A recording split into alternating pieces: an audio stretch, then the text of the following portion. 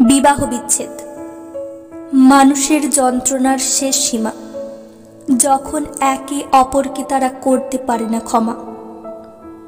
একটা সময়ে সব শেষ করতে হয়, কারণ সংসার করাটা খেলনা বাটি নয়।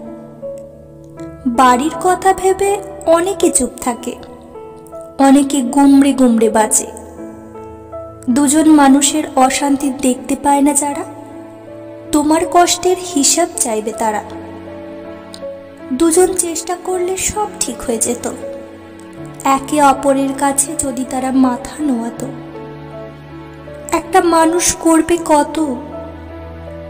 দিনের পর দিন বেড়ে চলেছে একজনের মনের ক্ষত।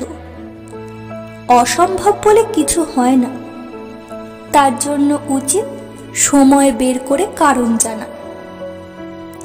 তোমরা নিজের মতো করে সব ভাবছো, একটা ঘরে কি কি হচ্ছে তোমরা কি দেখতে পাচ্ছ?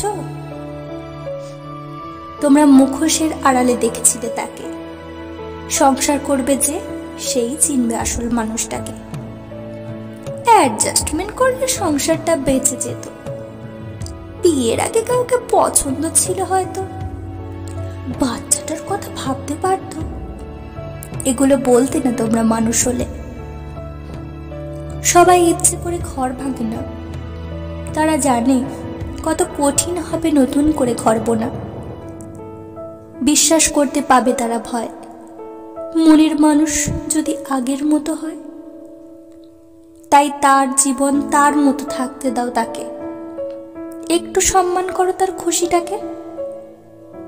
যে থেকেছে তার চোখ দিয়ে দেখো, কত কষ্ট সহ্য করছে সে মানুষটার জন্য।